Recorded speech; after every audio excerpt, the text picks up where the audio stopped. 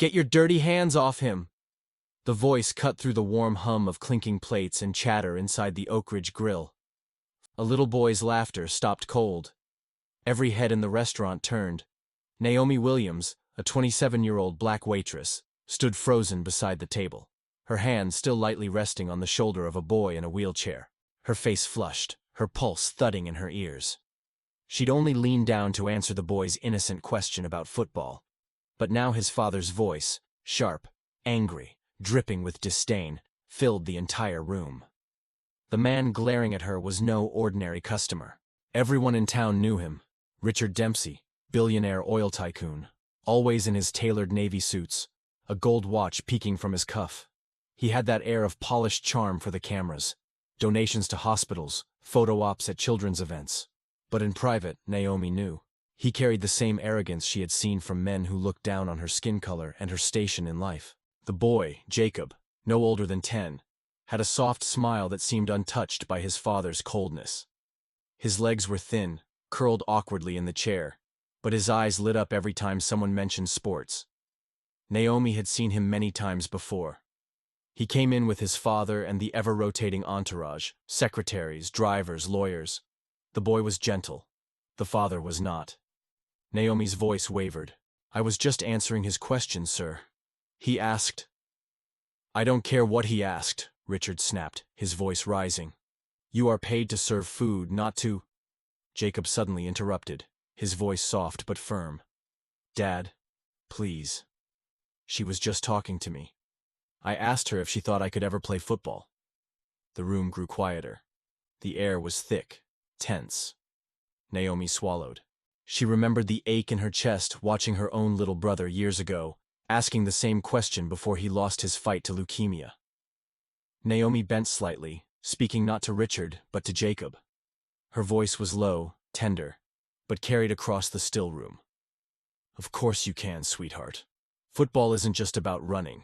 It's about heart. And you've got more heart than anyone I've ever met." A few waiters paused mid-step, listening. A couple at a nearby booth exchanged glances. Richard's jaw tightened. He looked like a man who'd been challenged. Not by another billionaire, not by some lawyer, but by a waitress making $2.13 an hour plus tips. "Enough," he hissed. "Jacob, eat your dinner, eat." But Jacob's eyes were locked on Naomi. Can you show me how to throw a ball? Just once? Dad never has time." Naomi froze. 1,000 things rushed through her mind. Staff weren't supposed to fraternize. The manager could fire her in a heartbeat. But something in Jacob's pleading eyes broke through her fear. "I get off in 15 minutes, she whispered with a small smile.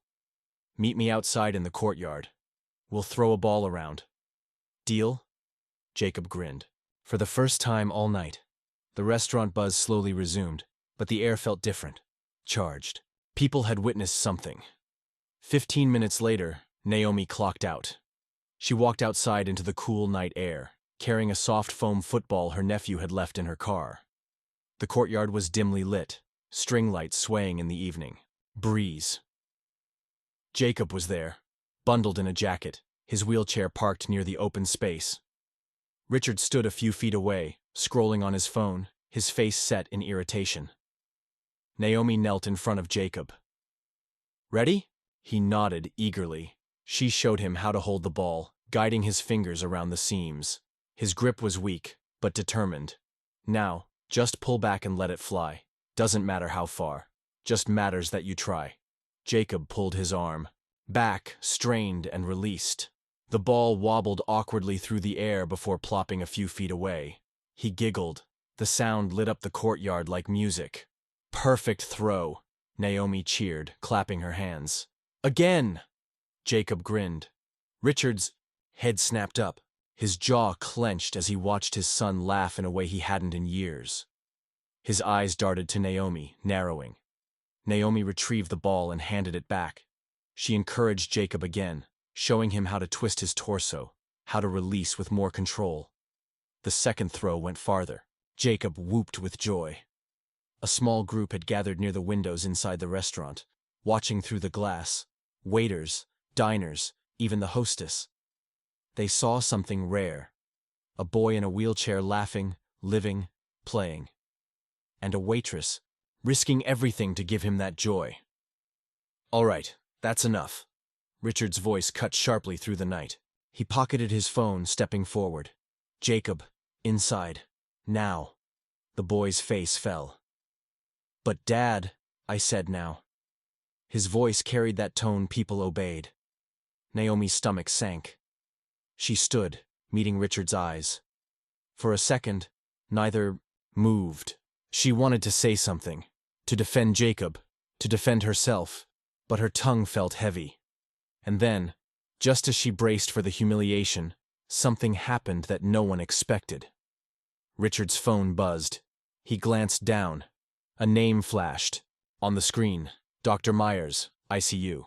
His expression shifted, for just a flicker, from anger to concern. He stepped aside, answering sharply, "Yes? What's wrong?"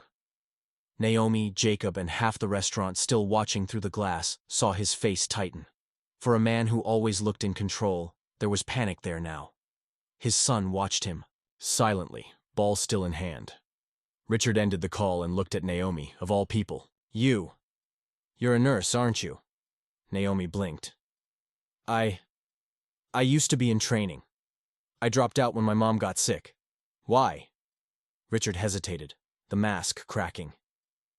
"My mother, she collapsed. They're rushing her to county hospital." "And you?" He stopped, almost choking on the words. "You look like someone who knows how to handle people." For a heartbeat, the billionaire and the waitress stood eye to eye, his pride clashing with his desperation. And that was the moment everything changed. Naomi drove to county hospital that night, her old car rattling behind the billionaire's black Mercedes. Jacob sat in her passenger seat, ball clutched in his lap, because Richard didn't want him exposed to too much stress at the hospital. But Jacob had insisted, and Naomi had quietly agreed. The fluorescent lights of the emergency room flickered.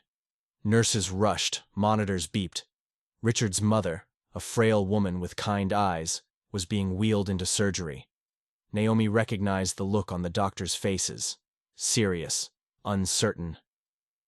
Jacob squeezed Naomi's hand. "Stay," he whispered. "Don't leave me." She stayed. Hours passed. Richard paced. Naomi soothed Jacob, told him stories about her brother, about playing ball in the rain, about hope. The boy's laughter softened the sterile air. When the surgeon finally emerged, grim-faced, Richard looked ready to collapse. But Naomi asked the questions he couldn't. She spoke calmly, firmly, about treatment options, about care, about what could be done. The billionaire who commanded boardrooms was, for once, silent, letting a waitress guide him through fear. And in that waiting room, something shifted. Richard watched his son fall asleep against Naomi's shoulder, the foam football still clutched tight. He watched how this woman, a stranger, had given his son joy, dignity, and comfort in a single evening. And for the first time, he wondered if maybe his wealth had blinded him to the kind of riches that truly mattered. But what happened next shocked everyone. The hospital waiting room was a strange kind of quiet. Not peaceful, but heavy, like the air before a thunderstorm. The wall clock ticked too loudly, the vending machine hummed, and Naomi could feel Jacob's small weight leaning against her shoulder as he slept. His fingers were still wrapped around that foam football, as if he was holding on to a dream no one could take from him.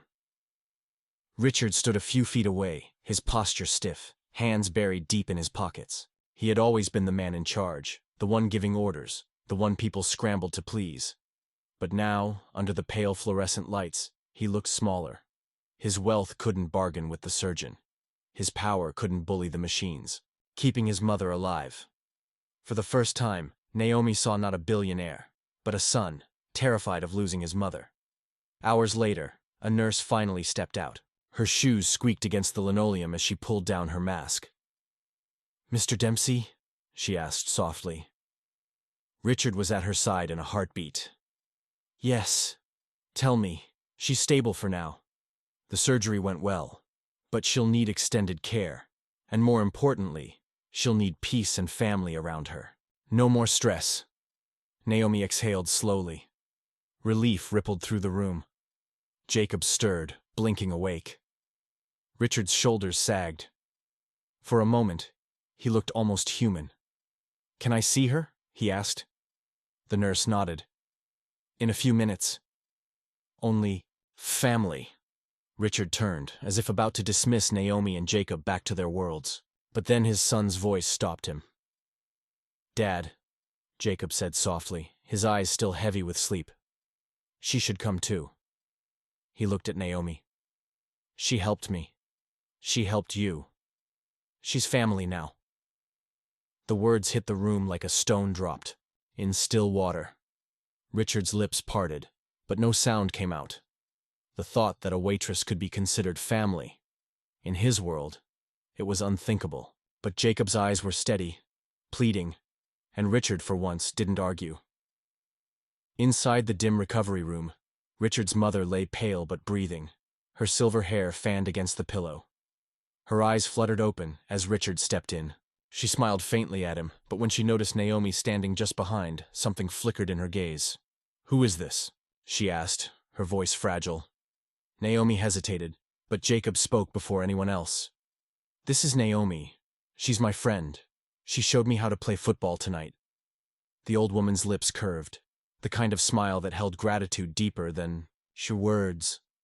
She reached out a hand, surprisingly steady, and Naomi stepped closer, taking it gently.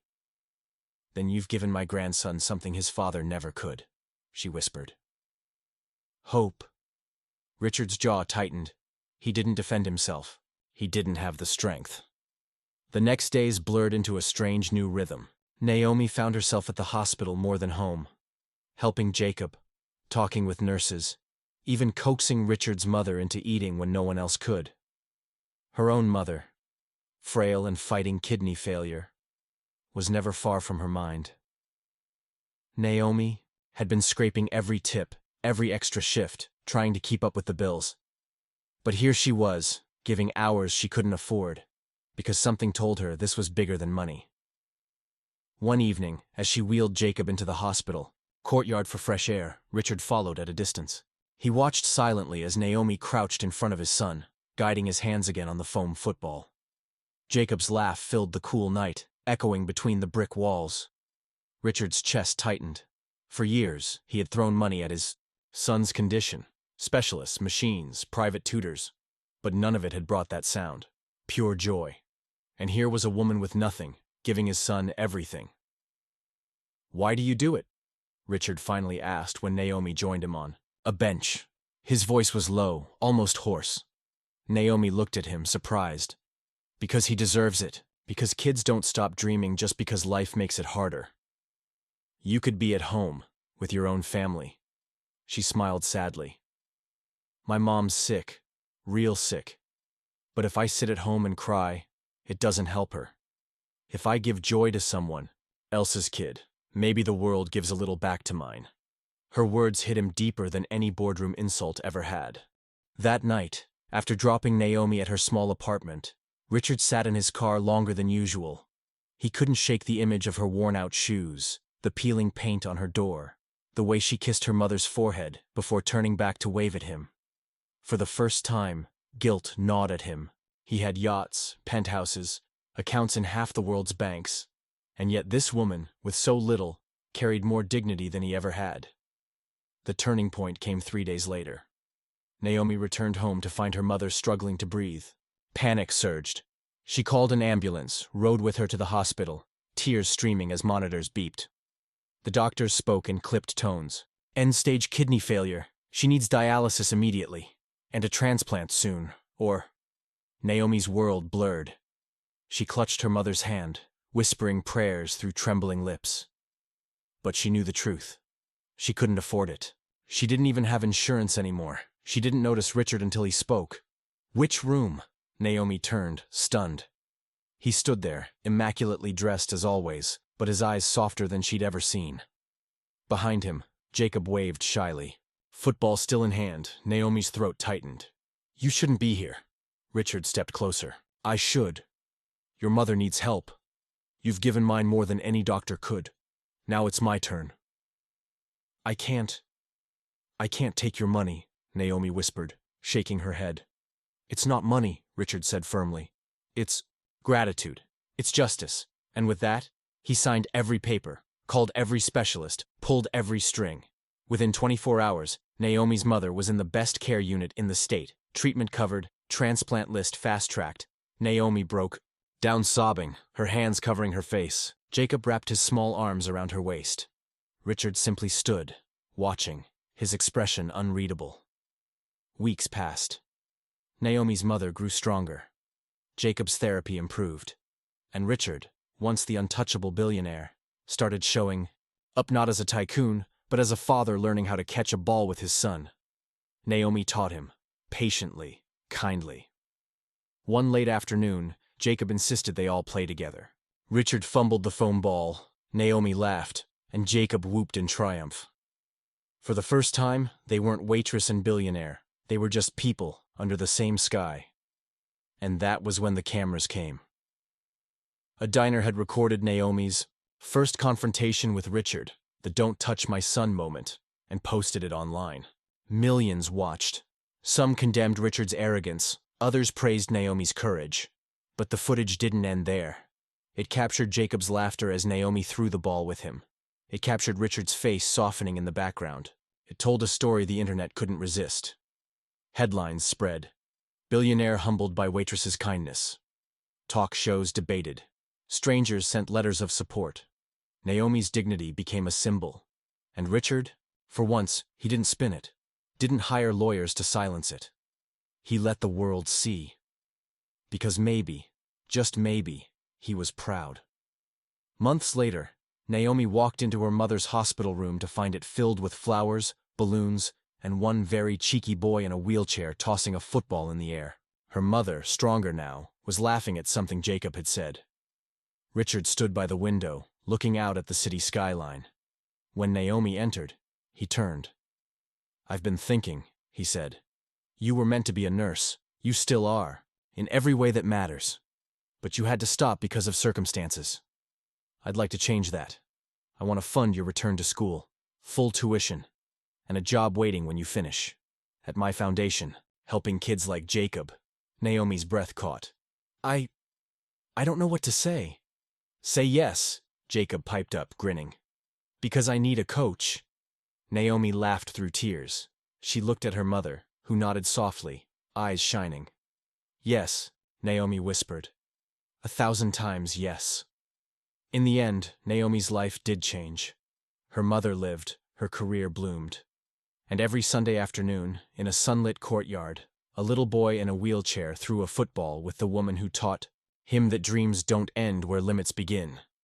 Richard, humbled, learned the greatest truth, that dignity and kindness can build more legacy than billions ever could. And the world never forgot the waitress who dared to give hope where no one else would. Moral lesson: respect, dignity, and kindness are worth more than power or money.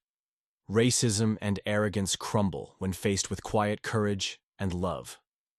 Audience. Question: what would you have done in Naomi's place? Risked your job to give a boy joy, or stayed silent? Share this if you believe. Respect should never be optional.